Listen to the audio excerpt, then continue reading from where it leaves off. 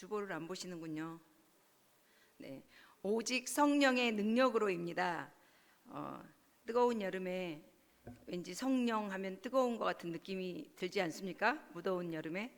그런데 오늘 여러분과 이 말씀을 나누는 이유는 이번 여름성경학교 주제가 부흥대작전입니다. 부흥대작전. 부흥이 무엇입니까? 부흥, 여러분들을 생각하면 저도 그렇지만 보통 엑스포 74 했던 것처럼 어디 여의도 광장에서 모인다거나 교회에 많은 몇천 명이 모여서 기도회하고 이런 것들을 여러분이 생각하고 있지 않습니까? 그런데 우리 아동부는 30명도 되지 않습니다. 그런 곳에 무슨 부흥 이런 생각을 하실 수 있지만 이번 부흥을 통하여서 하나님께서 우리 아동부에게 또 우리 교회에 무엇을 원하시는지 생각해보는 그런 시간이 되었으면 좋겠습니다. 그래서 오늘은 오직 성령의 능력으로 이 부흥을 가져다 주시는 성령님의 능력을 의지하며 우리가 다시 일어서길 바랍니다. 오늘 본문 말씀 앞에 보면 17장 앞부분에 보면 데살로니가 베레아에서 복음을 전했던 바울 사도와 그 바울과 실라를 또 볼 수가 있습니다. 그들이 복음을 전할 때 앞에 부분엔 그래도 가망성이 많이 있었던 게 복음을 전할 때 그들이 듣고자 하고 또 알고자 하고 복음을 전했을 때 그들이 권함을 받기도 하고 간절한 마음으로 말씀을 듣고 믿는 사람이 많아졌다라고 말하고 있습니다.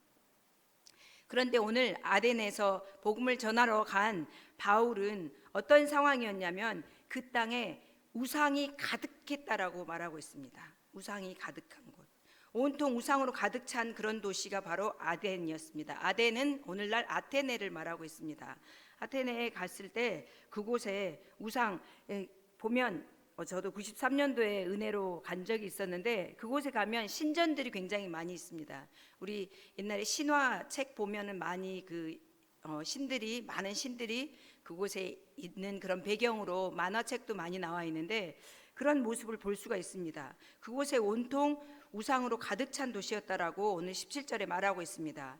그때 바울의 반응은 어땠냐면 마음에 격분하여라고 나와 있습니다.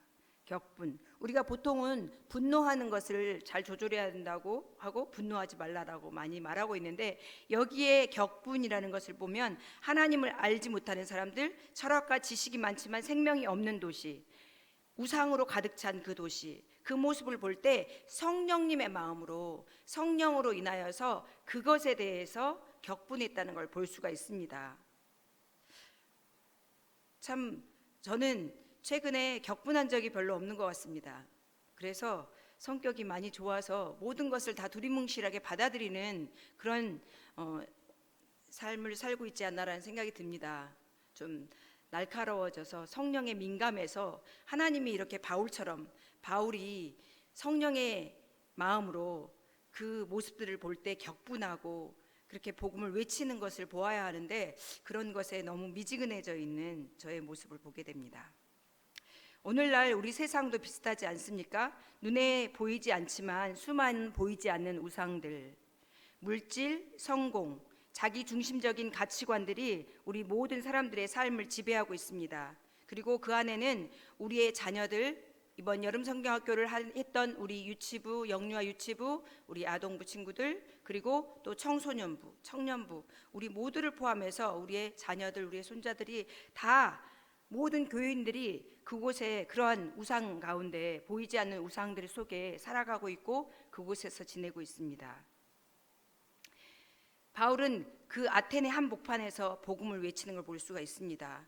여기 보면 17절에 회당에서 유대인과 경건한 사람들과 또 장터에서는 날마다 만나는 사람들과 변론하니 그들에게 날마다 복음을 전하는 걸 볼 수가 있습니다. 시장에서든 어디에서든 길에서든. 이 바울의 보면 복음에 전하는 방법이 무엇입니까? 그의 말은 이 헬라 철학을 가지고 있는 스토아 철학을 가지고 있는 이들에게 그들의 지혜로 자신이 가지고 있는 지혜로 하지 않았다라고 말하고 있습니다. 복음으로 했다라고 말하고 있습니다. 바울은 아테네 철학자들과 논쟁하기보다 알지 못하고 섬기는 신이라는 제단 앞에서 이렇게 말합니다. 너희가 알지 못하고 위하는 그것을 내가 너희에게 알게 하리라. 그들이 섬기고 그들이 기도하고 바라고 있는 그곳에서 복음을 전하는 걸 볼 수가 있습니다. 그리고 그는 천지를 지으신 하나님, 우리의 호흡과 생명을 주시는 분, 그리고 죽은 자 가운데서 살아나신 예수 그리스도를 증거합니다. 그들이 궁금해하고 그들이 생각하는 것을 전했다면 다른 사람들은 아마도 복음을 잘 쉽게 받아들일 것입니다. 그러나 그들과 위배되어진 그들의 생각과 달랐던 예수님과 또 복음, 부활, 예수님의 죽으심과 부활에 대해서 전했을 때 그들은 그것을 받아들이지 않는 걸 볼 수가 있습니다. 그런데 다행인 것은 21절에 보면 모든 아덴 사람과 거기서 나그네 된 외국인들이 가장 새로운 것을 말하고 듣는 것을, 그것에는 시간을 썼던 걸 볼 수가 있습니다. 새로운 지식, 새로운 정보에 대해서는 빨리 듣고자 하고 빨리 알고자 했던 것입니다. 왜? 자기의 지식을 자랑하고 싶으니까, 자기의 지혜를 누군가에게 말하고 싶으니까 이런 것을 볼 수가 있습니다. 그럴 때 그 사람들의 틈으로 바울이 들어가서 복음을 전하는 걸 볼 수가 있습니다. 바울이 복음을 전할 때 고린도전서 2장 4절에 보면 나는 말과 지혜의 권면으로 하지 않고 성령의 나타남과 능력으로 한다라고 말하고 있습니다. 오늘 우리가 복음을 전할 때 그래도 저는 다행이라고 생각하는 것이 우리 수요예배 나오신 우리 권사님들과 집사님들이 열심히 복음을 전한다는 것입니다. 복음을 어떻게 해서든 전해서 그들을 교회로 전도해 와서 우리 교회가 날로 새 신자가 늘어나고 있다는 것은 참으로 놀라운 일입니다. 그런 일들을 목사님들이나 장로님들이나 전도사님들이 하지 않고 우리 권사님들과 집사님들이 하는 걸 볼 수가 있습니다. 그래서 예전부터 새 신자가 새 신자를 낳는 걸 볼 수가 있습니다. 왜냐하면 복음으로 뜨겁기 때문에. 그들이 아직 많은 것을 알지 못하지만, 성경에 대해서 지식이 많지 않지만 그들 안에 주신 하나님의 그 사랑으로, 그 은혜로 복음을 전할 때 복음이 전해지는 걸 볼 수가 있습니다. 여기 보면 오늘 사도 바울의 이 복음 내용이 24절에서부터 28절까지 계속 나와 있는데 어쩌면 우리가 사도신경으로 신앙 고백하는 내용입니다. 여러분이 복음을 전할 때 나는 뭐 아는 게 없어서 뭘 전할지 모르겠어 라고 하신다면 여러분이 믿는 하나님에 대해서, 날마다 고백하는 사도신경에 대해서 여러분이 전하시기 바랍니다. 그럴 때 그들이 그래서 믿는 거구나, 그래서 하나님을 그렇게 믿고 수요 예배도 교회를 가고 금요철야에도 가서 기도를 하고 주일에도 그렇게 힘든데도 쉬지 않고 가서 예배를 드리는구나 하고 다른 사람들이 알게 되는 것입니다. 우리가 한번 이 24절부터 28절까지 말씀 한번 같이 성경책을 펼쳐놓고 복음을 전하는 심령으로 사도 바울의 마음이 되어서 한번 읽어보도록 하겠습니다. 24절부터 28절까지 같이 읽어보겠습니다. 시작. 우주와 그 가운데 있는 만물을 지으신 하나님께서는 천지의 주제시니 손으로 지은 전에 계시지 아니하시고 또 무엇이 부족한 것처럼 사람의 손으로 섬김을 받으시는 것이 아니니 이는 만민에게 생명과 호흡과 만물을 친히 주시는 이심이라.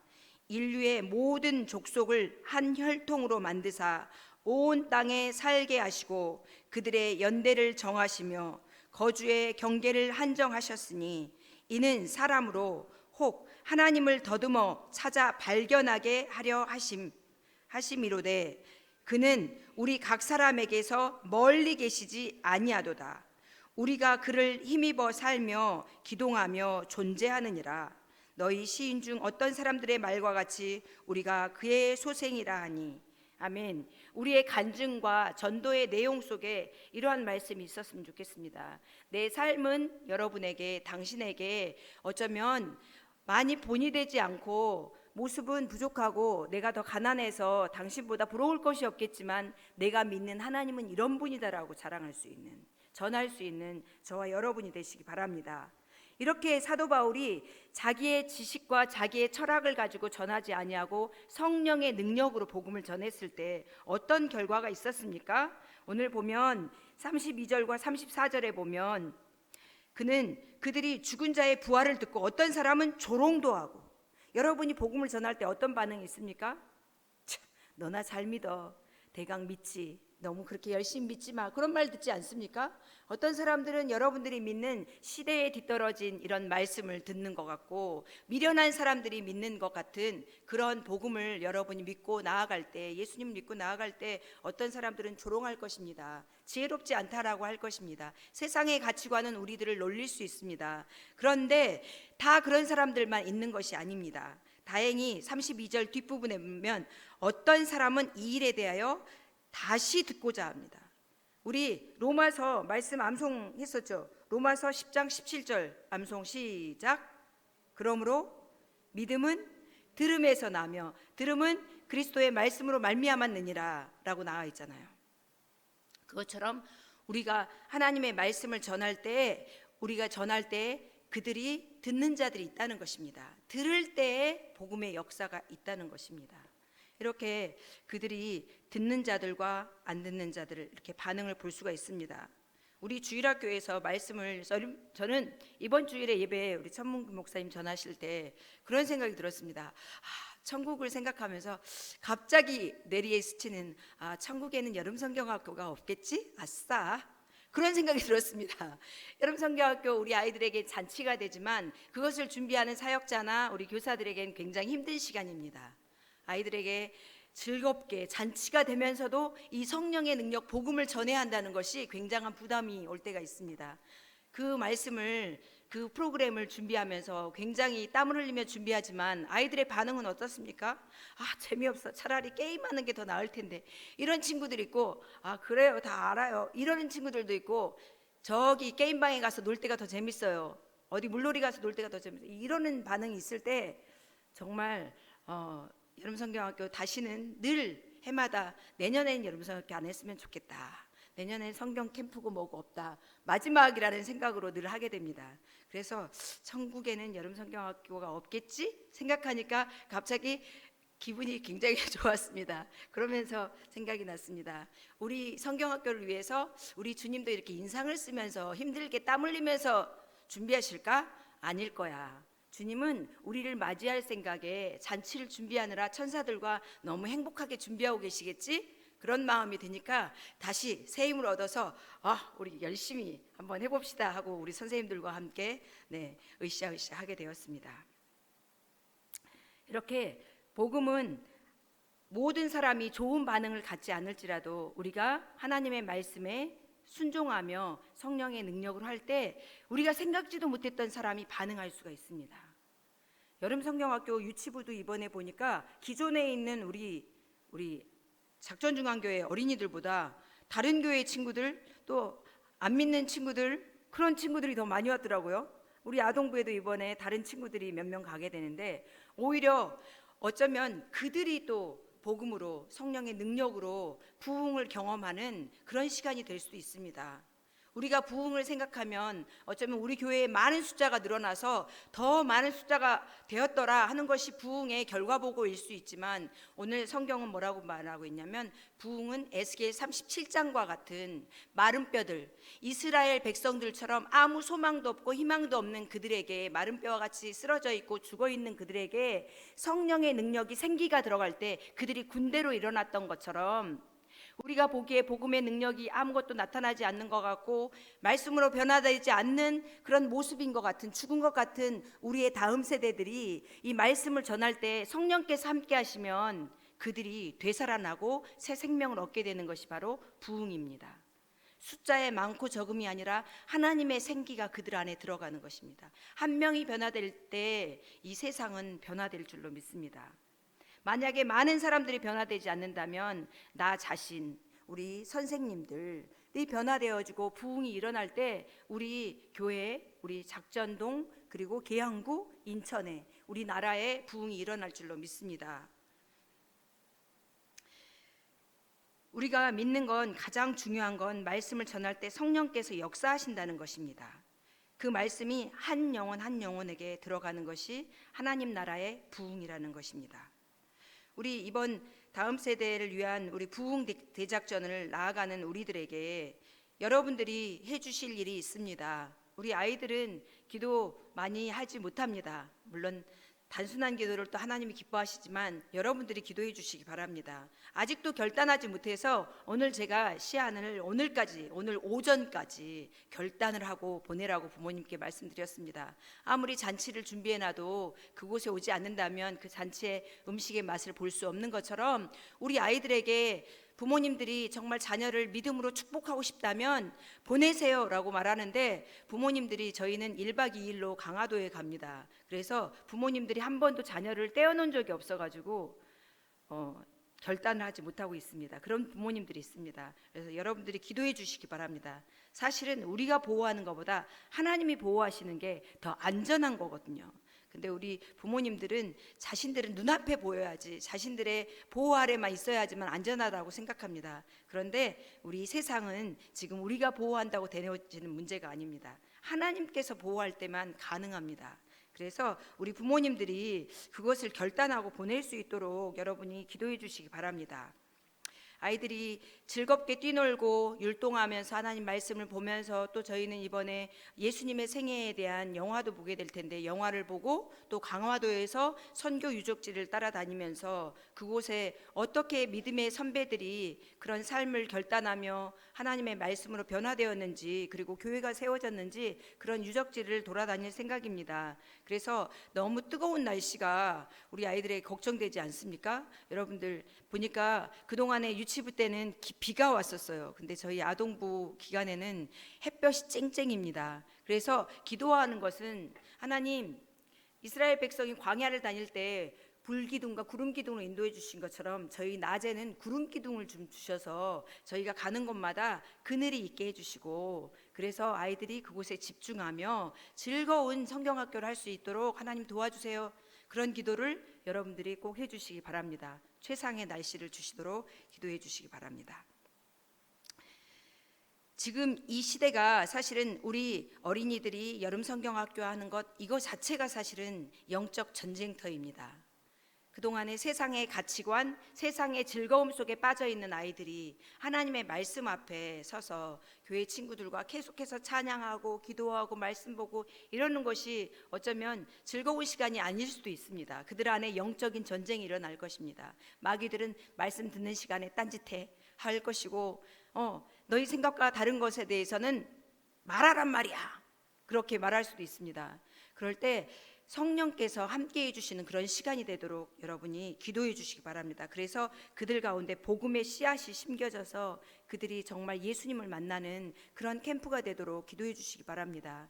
우리 많은 친구들이 지금도, 제 친구들은 목사가 되기도 하고 선교사가 되기도 하고 사모가 되기도 하고 전도사가 되기도 했는데, 그 친구들 대부분이 이 수련회 가서 예수님을 만난 친구들입니다. 수련회 가서 불을 체험하기도 하고 성령께서 터치해 주셔서 그런 경험을 하고 하나님 말씀 안에 자라났을 때 그들이 하나님의 사람들로 헌신하는 걸 볼 수가 있습니다. 그래서 이번 여름 성경학교가 그런 시간이 되도록 저희 아동부뿐이 아니라 또 다음 주에 있게 되는 청소년부 그리고 청년부를 위해서 여러분들이 기도해 주시기 바랍니다.